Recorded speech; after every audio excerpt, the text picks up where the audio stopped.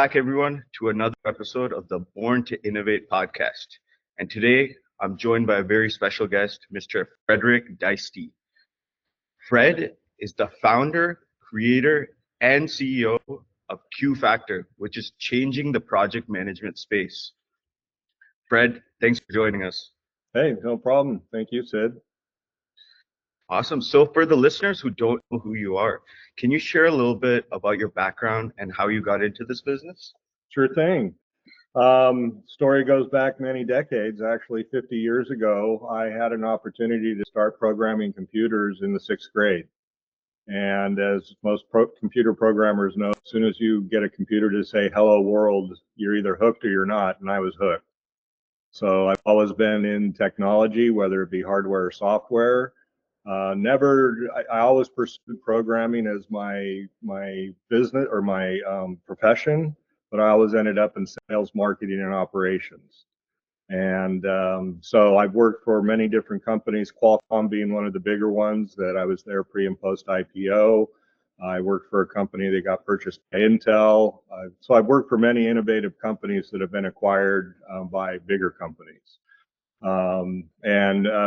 About 20 years ago, I was involved with a company called Mind Body Online, which was transforming the SaaS space as well as the fitness space. So Mind Body was doing back office support for health and wellness studios, yoga studios, and whatnot. And that company did IPO, and then the company got taken private for about $2 billion many years after that. So my background and experience is pretty diverse, but in the last 20 years, it's been very focused on SaaS, and I've gotten back into coding, which is my love. So I've written a lot of the code for the current application, and I have a hard time staying out of it, especially right now as we're scaling and sales and development are the critical path for us right now. But I've always enjoyed innovation. As soon as I start to have to manage something, I get bored.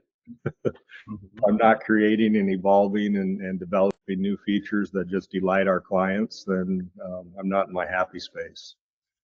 And so right now, QFactor, I started it 9 years ago, got funded on the back of a napkin at a Starbucks, got the first check cut right there, and then the guy that cut the check brought in a bunch of buddies and gave him a seed round right then and there. So I was fortunate to actually start with some money in the bank, and we've bootstrapped since then. I did bring in a new investor recently who's an M&A guy. He's got about $3 billion of M&A under his belt. And when he saw what we have, he said, I want in and we're going to take this and we're going to scale it, launch it, and sell it. So we're on a really good trajectory right now. Awesome. So you've been in the tech space for years and years, been coding since longer than I've even been alive. And I want to know, like, how did you get it? So you were having a lot of experience in SaaS, but how did you decide on like this space specifically in the project management and developing software for surveyors? So I started my first SaaS company, was actually called BizWatt in 1999. I was working for an embedded computer company that got bought by Intel. And my client base was the telecom companies, and I was seeing the next generation switches that they were making. And that was still in the days of dial-up. And when I saw the switches that the Nortels and the Lucents, and when I saw the switches they were making, I realized they were bringing bandwidth closer and closer to the home, which was a limitation of distributed computing. And then I had other clients that were using our embedded computers in writing applications that were going to run inside of a data center. So I took the two together. My father, he installed mainframe computers for the military. So I had an idea of what a mainframe computer was. I had an idea what distributed computing was and what the limitations were between our laptop and applications we could be using without installing them. And I started BizWatt as a SaaS company. And so that was 99, way ahead of the curve, fell flat on our face. But I saw the vision and I stuck with it. And so 9 years ago, I was working for a fiber optic construction company as a project manager, financial analyst, and I was also working for a commercial solar company. And they were paying me money to get data from all different resources to do profitability reporting for their projects. And I knew that I could build an application that would do what I was doing in Excel. And I knew that I could write the application to extract the data from those applications without having to download. So I started pitching the idea around, and the solar company said, yeah, this is awesome, but we just got bought by Duke Energy, so we've got millions of dollars to spend on Oracle.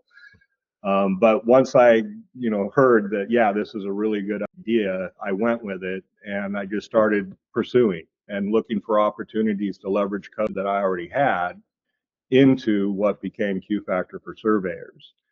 I didn't start with surveying. I didn't even think of it really. Well, actually, I take that back. Somewhere in my exploratory phase, I did do a mock-up of an ad for surveyors. I don't know where that came from, but it was there. So I started out going after general construction project management. That's my background. That's my forte. I've worked construction as well as technology, so I've swung a hammer. And so I started off building the platform, and I went to lunch with a friend who was CFO for a 25-person, 35-year-old survey company. And when I told her what I was doing, she said, you got to come in and talk to our CEO. He spends 5 hours a day in a spreadsheet, and we still don't know where our projects are at.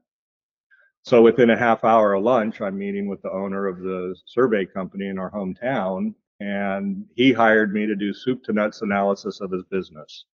So basically got paid to write our product roadmap on an actual customer. And they are still a customer of ours 8 years later. They pay 2 years in advance because they rely on the software so much. But that was a pivot point. So that was where I saw market opportunity. That's where I pivoted right away. I realized that these were tech savvy people. I mean, surveying out in the field, they've got the latest and greatest technology when it comes to LiDAR and GPS and GIS and all that. But when it comes to back office, you'd be surprised how many are still doing paper. And so these guys told me that we can't find an online application that suits our needs. So I immediately said, okay, that's a blue ocean opportunity. If there's no competition, even though it's a niche market, there's no competition, let's go dominate it. And that was a lesson that I learned from Mind Body. Was they were focused on yoga studios, and I kept saying, hey, we could do everybody that does scheduling. And the CEO said, yeah, we can, but let's focus on our niche until we own it, and then we cross over when the next niche comes to us. And we now have that happening with our product. So we're going into civil engineering, into title agents, and so we're branching out. So 9 years ago is when I got the seed funding on the back of a napkin idea of what I was doing. And then I found the first client that ended up getting me into a really incredible market. And surveying is such a cool profession. Having worked construction, I saw the guys with the tripods and the orange vests. We've all seen them by the side of the road, surveying roadways. But now that I've been in the industry for 9 years, it's a really cool profession that is hurting for people. So if you're looking for a career that's got technology, get to wear boots and drive a truck, take a good look at surveying. They need more and more people, and it's a pretty fun profession. So that's how I got here today. We've stayed very focused on surveying, even though there's the temptation when somebody comes along and, hey, can you do this for us? Nope, not today. It's out of our wheelhouse. We'll get back to you when we're ready. And it's taken some discipline. And that's, with startup founders, there's two things. One is discipline to remain focused on what you're doing. And the other one is being able to pivot when what you're doing may not be the right thing and something else comes along that is. But when you pivot, then you got to focus. You can't pivot, focus, pivot, focus, pivot, focus. That'll drive you nuts. So that's how I'm here today. We've got a great groundswell. We've got a lot of clients. We've got market fit, brand recognition. I've had some incredible things happen where I've had clients at conferences demo my product for me. And that's one of the most powerful marketing tools you could ever have, is when a client's out there promoting you, especially to their own profession. That's pretty cool. Yeah, I'd love to hear how. So you originally built the software thinking it would be great for the solar company, and then you discovered a whole nother market from there, which is the surveying field. And I think one common trait that I've noticed in all the successful founders I've spoken to is the ability to pivot, when to pivot and when not to. Yes. for any of like the aspiring entrepreneurs who might be listening, like how would you say know when to pivot and when not to, and how did you build that skill? I would say a lot of it is instinct, but also experience. Because chasing shiny objects for, especially for a creative entrepreneur, is real easy to do. You see something new and shiny and you want to go after it. So it's the discipline of assessing the pivot before you make it and look at the market, look at what it will take for your company. You know, what's it going to cost you in time, effort, money to make that pivot? And does the shift in the market opportunity make sense to do so? And even though surveying was a niche market, and it's a hard one to break into, but it was an easy one to find. So the difference in finding the market and breaking into it. You know, it's taken years to break into it because surveyors are still, you know, I actually, when I started the company, I realized these are the guys that still go out to their PO box, pick up the mail and go through it. And so my first marketing campaign was not digital. It was 5x7 postcards. And so that's how I understood the market right away, because I'd been part of, you know, the construction trade. But being able to understand and break into the market and being able to find it, you got to address those issues before you make the change. How do we get into it? How do we get in front of them? Got it. So hearing that, so you picked this market, even though it was hard to break into, but your persistence and like resilience to learn the customer is what really drove your success. Absolutely. Absolutely. And it was something that made us successful at MindBody. Is when I was there, it was early on when they were going from an Access database to a true SaaS application. And I helped close the feedback loop between the client and the development team. Because as I tell my clients, if you wish my application would do something, get a hold of me. If you say, I wish it would do this, get a hold of me, because you're the one using it. This is your application, not mine. And so listening to the clients and addressing the feedback has been huge for us, because as soon as one client says, I have this problem that you can solve for me, chances are it's the same problem all my clients are having. So listening to the customer is huge. You don't, I mean, it's one thing to be an innovator and go out there and say, hey, this is what I think we should do. You got to have that. But you also got to be willing to listen to the market. And even though, I mean, they may not find what you're talking about to be sexy. And that can be a real letdown for a creative person. But if they tell you something that's sexy to them, listen, you know, listen. So yeah, it's listening to the client and doing what they request as opposed to doing what I think should be done. Now, Steve Jobs will tell you, you know, you got to get them what they don't know they need. And there's some truth to that, but there's a fine balance as well.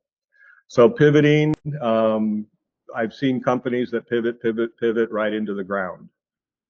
That's not pivoting per se. That's just chasing shiny things. Pivoting is when you truly make a strategic decision to change the course of the company. And then you put everything you got behind it. You don't do half measures. Got it. And I'm also curious. So you mentioned you're both coding as well as selling. You have a very diverse skill set. So I'm curious, like, what does the typical day look like for you nowadays? Oh gosh, get up in the morning, start working through my CRM database. I have a voracious appetite for scraping data. So I've got a really good process that gets me. I mean, LinkedIn is such a great source to find people, and I've got a Google Chrome plugin that will scrape LinkedIn data into my CRM. And now I've got their self-described title, I've got their work history, I've got so much information about them, including their email address. So that starts the morning, you know, and if I can generate another 50 or 100 leads that go into the database while I'm having coffee, that's a good start. Then I jump into demos. So actually, when we're done here, I've got a demo. I open Saturdays up because I know my market's very busy. And sometimes Saturday is the only day they have the hour to, you know, shut off the phones, close the door, and listen to a demo. And then there's the follow-up. Then there's the marketing. Then there's doing the financials, you know, got to keep track of the accounting. So right now I do cover a lot of ground. but that also saves me from having to hire somebody to do those types of things. So being a founder requires a lot of skill sets.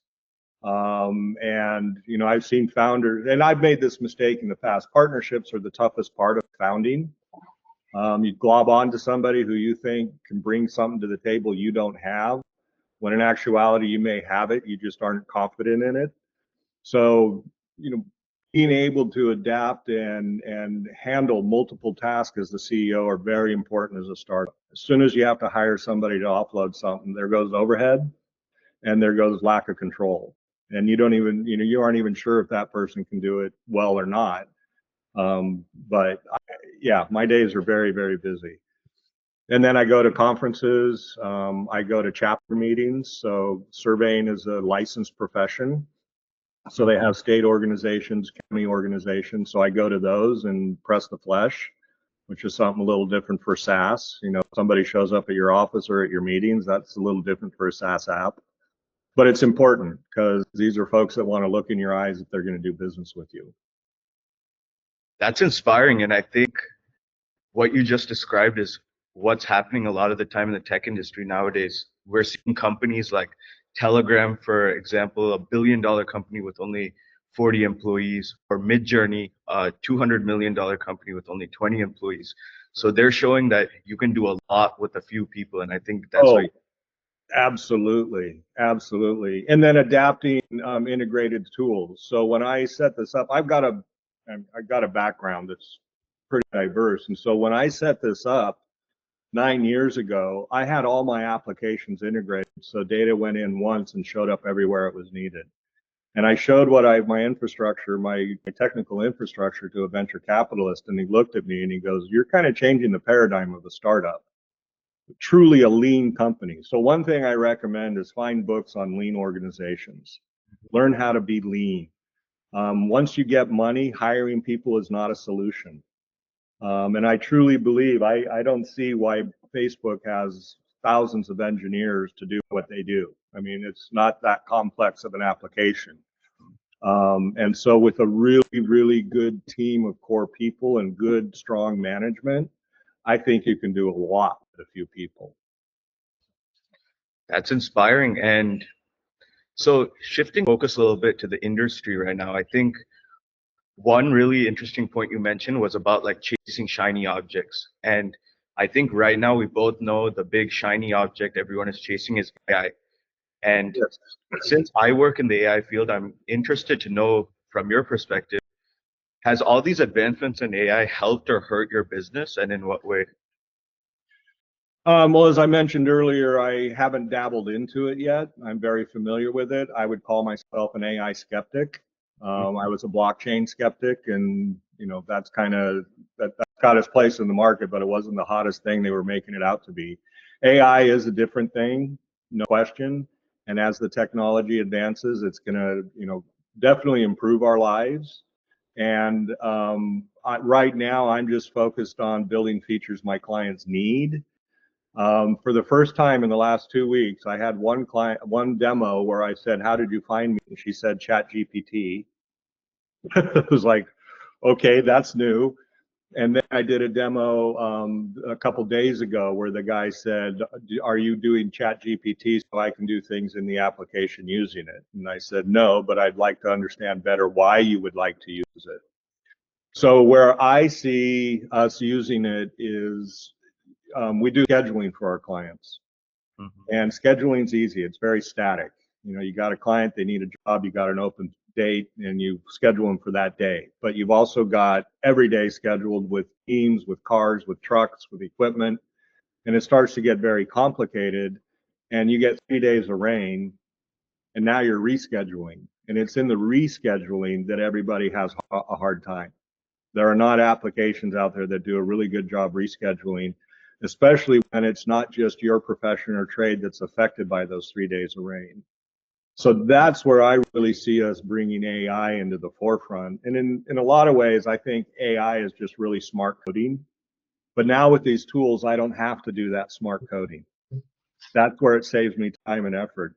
And early on, when ChatGPT first came out, we were testing it out, and I said, I want to build a feature in a PHP stack using MySQL that does this. And in like 30 seconds, I watched it do 5 hours of initial coding for me. And it was good.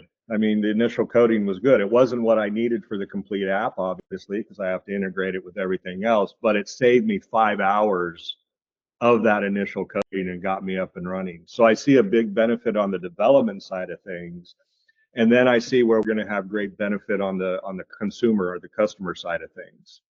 And that I'm just starting to dabble in. That's why when you reached out to me and I saw the AI, I thought, okay, this is a good opportunity to start jumping into the deep end on AI. Yeah, I'm curious. Have you ever tried out software Cursor? I have not, no. I would highly recommend it. In fact, I would say it's such an amazing software that it's made my coding like 5 times more efficient because like what you just mentioned with ChatGPT is it can spit out code, but it doesn't know your specific system and your specific code base. But what Cursor does is it's similar, but it sits on top of your code base. So it understands code. And if you're like, write me like documentation for this function, it'll read through your code, understand it, and give you relevant information, or it can even write code itself into your code base. It's Wow. Okay. amazing. Well, that's a good lead. I just wrote that down. Yeah, it's only $20 per month, and I think it's shaved off like half my workday almost. Well, that's worth it right there. I mean, that's what I sell my customers on, is making them more efficient so they can, get more done in less time. So thanks. Pretty amazing. So moving into like the day-to-day operations of your business, like what's going really well for your business right now? Our support side. So one thing I've done on the support side is I'm going with part-time college students that are studying surveying as my support team. Mm-hmm. And I came about that because one of my largest clients, who's become a good friend, I mentioned to them I need an onboarding person, and their daughter said, "Oh, I'll do it."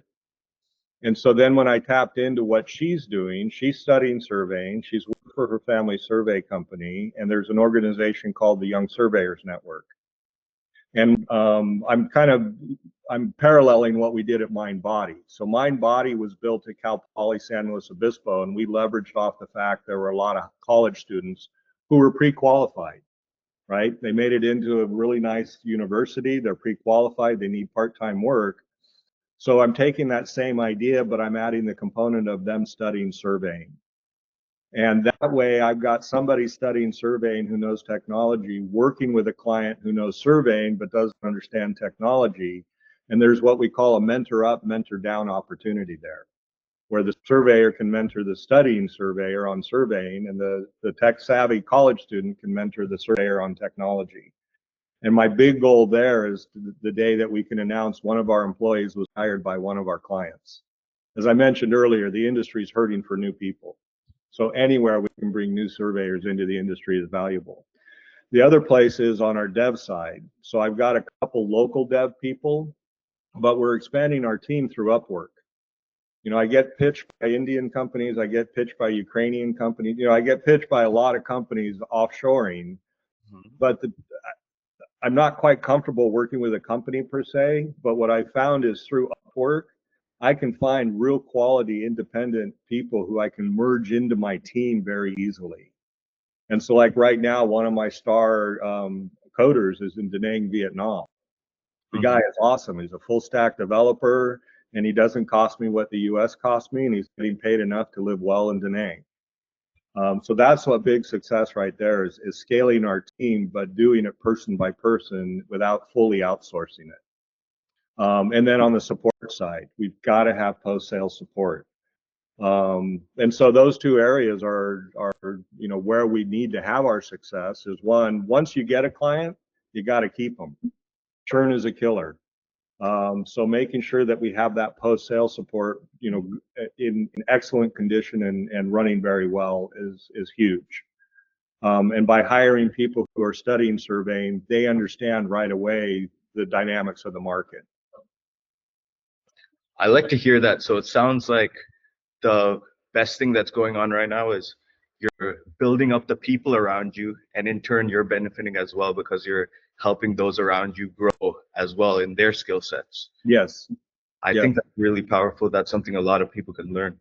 And as a founder, it's when you start to carve off your responsibilities to other people so I can focus on my strength. There's no way I'm giving up sales. I mean, I've become the face of the product in the company. I'm the one that goes out to conferences and talk to people.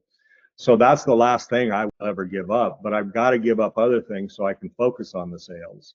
And so taking the time, I learned from the company that got bought by Intel. This was a very well-run mom and pop company that grew to 250 employees, and most of those were engineers. And their mantra was first-rate people hire first-rate people, second-rate people hire third-rate people. And there's a lot of truth to that. And if you go out, I mean, I've hired people that became my boss.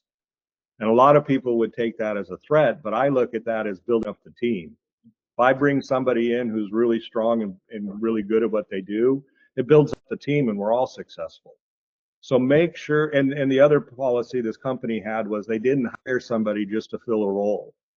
We had roles that were open for 6 months to a year, and we're all just dying, going, come on, we need somebody in there. And they're like, just pick up the slack until we find the right person. Because the wrong person can bring you down so quickly, worse than having to cover for that person not being there. So we got used to the idea of, okay, we'll put up with this until you find the right person. Because when they did, that person came in and brought up the whole team. So calving off those responsibilities is a hard thing to do. Because, you know, I'm one of those people that say, here, go do this for me. No, not that way. Let me show you. So that's a challenge for a CEO, especially a startup founder, as you scale, is what do you give up? Who do you give it up to? And then how much control do you retain over it? And the goal would be to hire somebody who's very competent in what they do.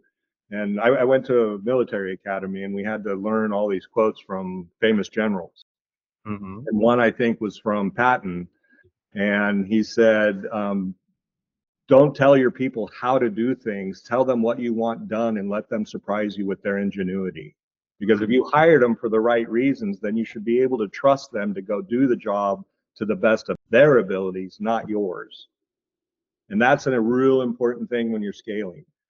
I've seen people go out, get some money, and they just start hiring their friends. They start hiring the barista at the Starbucks, you know, and they've got the wrong people doing the wrong jobs, and it sinks the company. So be very selective, especially those early days. Be very selective about who you bring on and who you pick as partners. That's powerful. I can definitely relate to it. And I think my personal philosophy around hiring is I feel like you can teach skills to anyone, but you can't teach someone their work ethic and passion for the company. Does that align with your hiring philosophy too? Yes, yes. In fact, we were at we got invited to an anniversary party for not a client of ours, but their survey company I've become friends with. They actually have their own internal application, which I'm looking at leveraging. But we went to their anniversary party and met their employees. And I'd met an employee at a previous event, and he was talking up about how he'd been an intern at other companies and hated it because of the way he was treated. And at this company, he loved it because they treated him better. And where was I going with that? Sorry, lost my train of thought. Oh, so yeah, sorry, I just lost my train of thought there. What was it? You were talking about like hiring philosophy. Yes, so how it pays off. And so getting those right people in there does pay huge dividends. And so this company, they hire that way. I've got a couple clients where they internally motivate their employees to learn more and to go after their licensing, and they encourage them to improve their skill sets within the company. And I heard one of those owners say, you know, I heard another owner comment, well, yeah, but then you might lose them. And then the saying that follows that up is, yeah, but they might stay. You know, so if you build up your employees and you have that risk of you might lose them, yeah, but they also might stay and improve the quality of your output. So yeah, it definitely pays dividends to hire right. Like the gentleman in Dene, you know, I found him on Upwork. The guy thinks ahead for me.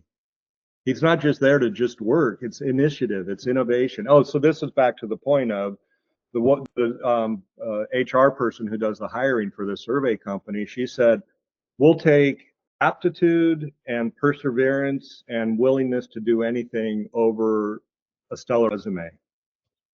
And I have, like you mentioned earlier, we can teach skills to people, but you don't teach innovation. You don't teach the desire to come in and work every day and do the best of what you can do. I cut my teeth at McDonald's, and when my job was to go to clean the lobby, I made it the cleanest lobby of any McDonald's in the United States because that was my job. And so having that attitude, no matter what job you do, pays great dividends. One, because you can be proud of what you did. And two, somebody will notice that you did that job very well, and they'll bump up the job they want you to do. And that's how you advance and move forward. It's always do a good job no matter what it is you've been asked to do. So yeah, there are things you can't teach. And that desire to work hard and do a really good job is not a very teachable thing. Money doesn't make somebody do better. I like that mentality a lot of always having a good attitude, even if it's McDonald's or being a CEO, having that positive attitude and bringing your best self to work every day. Yeah, yeah, good way to rephrase that. So you mentioned your team is doing great right now. Now on the other side, what challenges is your business facing as you try to scale? Scaling is the challenge. And I've learned early on in my career about fatal success. So that's a term that used to be bannered around a bit. But fatal success is you're so successful, you get so far over your skis, as they call it, snow skiing. You get so far over that you fail because you can't support the success that you had on the sales side of things. So I actually stopped marketing like January of 2023 because we had so much inbound that I needed to make sure that we could handle what we brought on so we didn't sully our reputation. So scaling is a challenge, which then leads us to fundraising. And fundraising is a whole nother world of challenges. It takes time. And I've gone out fundraising many, many times, and I've become so frustrated with it that I decided to just refocus on revenue and scale and bootstrap, because the whole funding mechanism is not the best in the world. I mean, here I go to all these seminars and I'm told, here's what everybody's looking for in a really good company. Here's 10 things. And it's like, I have those 10 things, fund me. Well, here's the due diligence package and here's everything you need to do. And we'll tell you in 6 months. And it's like, yeah, I don't have time for that. I'm scaling a company, so I'm going to go focus on revenue. You guys have fun looking for the next unicorn. So the funding side of things is a challenge. And when I was at MindBody, they were early stage company and they were on their Series A, and they hired me in to take everything off the CEO's plate so he could do nothing but fundraise. And that became basically his sole job then, was to go out and raise money. And they very successfully did that through about a Series H before they went public. But fundraising is a whole nother dynamic, and you got to make sure you're getting the right amount of money for what you need to do, and you've got to be able to articulate what it is that you're going to do with the money. Money doesn't solve problems. What you do with the money solves the problems. So right now, I think I mentioned early on that one of my new investors is an M&A guy, and he's going to lead the charge on fundraising. He has all the nice credentials. He's already invested money. He's going to be the front guy out there that's going to do that for me while I focus on revenue and scaling. But fundraising is not the end all. It takes a lot of time, and it can distract you from your primary mission, which is to make money. And if you've already got a revenue generating company, that's one that they are looking for. And oddly, that's one of those things I don't get. Well, I'm generating revenue. Well, it's not enough. Well, you said you want your revenue generating companies. Well, yeah, we do, but that's not enough. But it's generating revenue. So there's a big disconnect that I run into when I talk to finance people, because it's like, I've got everything you're looking for, So be cautious when you go out and fundraise, and make sure you're going after what you need. And there are a lot of different ways to do it. One is just qualifying for a SBA loan. That's not sexy, it's not glamorous, but it gets money in the bank without all the overhead and the headache that goes into raising money, and it's debt financing. And, I hear a lot of people say, well, when you get investors, they don't want to see debt. Well, what company doesn't have debt? As long as it's reasonable debt that makes sense, then, do it. Lines of credit from your bank. If you've got an established history and decent credit, you get a line of credit. $25,000, $50,000 can make a big difference. So make sure that you're going after money for the right reasons and that you truly have an opportunity to scale your business. Fundraising is not a startup. If you've got an idea and then you immediately go out, and unfortunately the fundraising world makes you think that, but I've been at this for 9 years. I did my first round 9 years ago, and I've been bootstrapping ever since. And I built up a company, and I've done everything that they look for. So it can be done.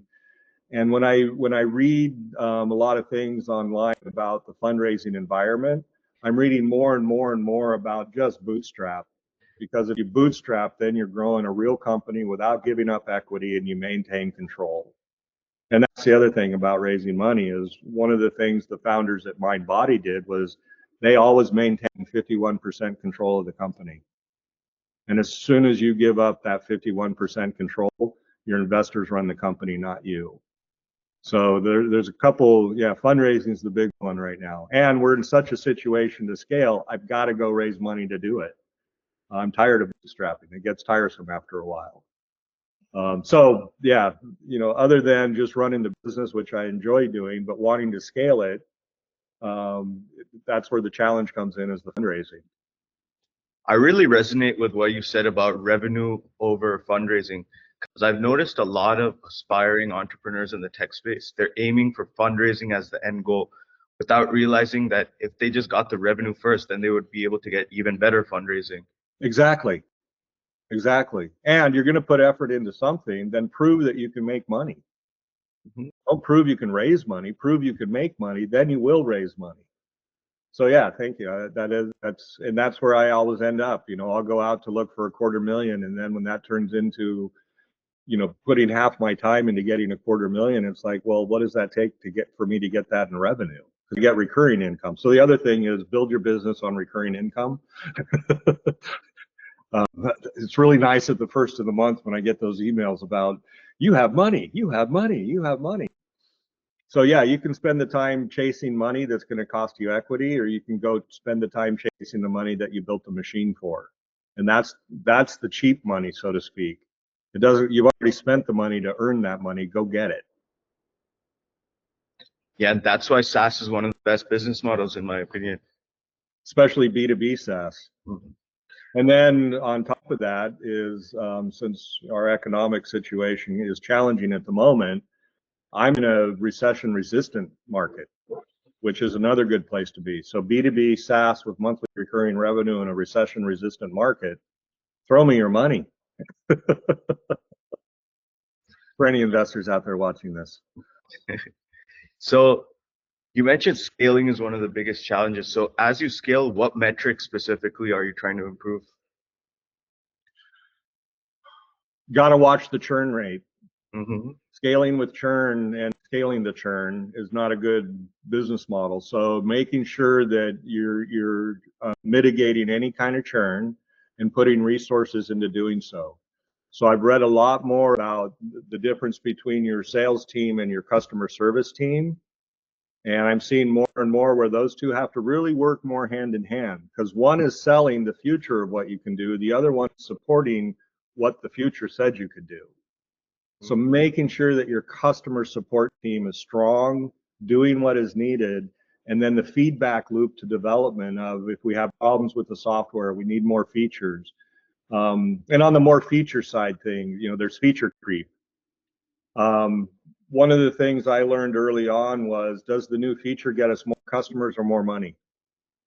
And if it doesn't pass through those two gates with yeses, then we got to really question why we're doing it. Because right now in the early stages, it's either got to get you more customers or more money, and not just be something that I thought was a cool idea. I got to vet it with my clients, and if they think it's a cool idea, then I put the resources into it.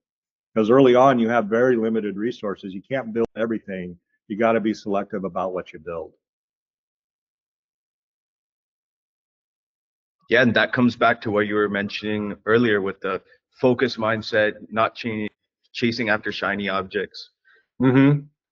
So next thing I want to ask you is, we talked a lot about where you're at right now, and next thing I want to know is, what's your vision for the company? Where do you want to see yourself in the next like 6 or 12 months? Um, Having raised significant capital so we can just scale the heck out of this. Hmm. That's it. And right now the stress of, bootstrapping and everything seems stressful, but once I get that money is when the stress really hits. Because now you got to perform, now you got to do what you say, and you got investors that are watching what you're doing. But I look forward to that kind of stress. So definitely scaling, and hopefully, once we get the money, then within 12 months of that, going 10x of what we're doing. That would be a real nice first year of getting the money. And if you could solve one major challenge today, what would it be? More time in a day. That's interesting. Can you expand on that? Like, what do you think is taking up a lot of time?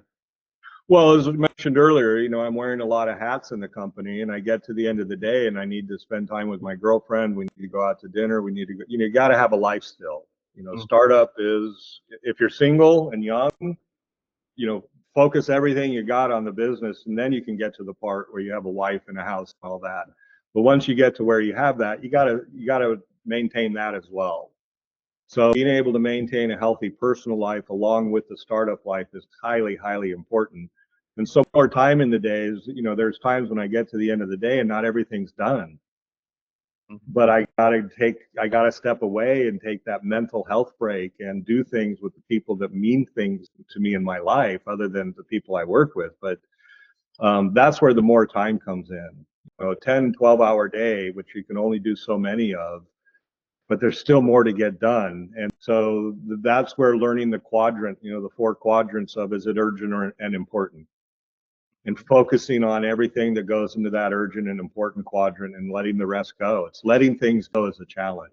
And that's where the more time comes in. Is like, if I had another 4 hours per day, I could get another 4 hours done. And then in a week, that's another 20. That's kind of the addiction of doing this. Is if I had more time, I'd get more done. And what it really comes down to is being more selective of what I get done with the time I have. And that's where I watch some of these people, like, I mean, Elon Musk, how does he do what he does when he's got the same freaking 24 hours we have, Hmm. right? And it's his selection of where he focuses his effort. Because he still has a life outside, well, I think he does, outside of Tesla, SpaceX, and everything else he's doing. But we all have the same 24 hours. It's what you do with it and where you put your impactful time that's really important. Yeah, I really agree with you 100% there. I definitely had to learn that recently, that grinding all the time is great, but like at the end of the time, we also have to have that planned downtime just for our brains to reset and to actually have enough energy to give it our all the next day. Yes, Mhm. yes. One thing that I've learned recently is Stoicism. You're Mhm. familiar with Marcus Aurelius and the philosophy of Stoicism. I And love their books there. oh yeah, and I just got the book. So Ryan Holiday is the one that wrote the Daily Stoic, which is a Mhm. Bible for a lot of people. And I just got his book, The Obstacle is the Way. Mhm. Oh my God, I highly recommend reading that book, because we all run into obstacles, and do we get around them? Do we ignore them? You can't ignore them. Mhm. Going around them doesn't always work. So The Obstacle is the Way is a fascinating title for a book. And it goes into the Stoic philosophy, which I'm adapting more and more and more in my business life. And it really does address a lot of these issues that I brought up. So I highly recommend getting a general knowledge of Stoicism and what it means, and then highly recommend The Obstacle is the Way. Yeah, I love that you mentioned that, because I have that book sitting on my bookcase, but I haven't opened it yet. I've read a bunch of Ryan Holiday's books already, and my favorite one was like Courage is Calling. It's another one in his series. Oh, I haven't seen that one. Yeah, he has a bunch of them, but Obstacle is the Way, actually, I have it right there on my bookcase. I'll Well, that's definitely. cool. That's Uh-huh. awesome. But yeah, I think as of now we got through all the questions that we wanted to get through. Really appreciate your time here, Fred. And last thing, for anyone watching who might be a potential customer or wants to work with you, what's the best way for them to learn more about your company and connect with you? Well, check out our website. It's even though we're QFactor right now, I made the mistake of having a company name and a product name, and now we're known by the product name. But the website is bizwatt, bizwatt.com.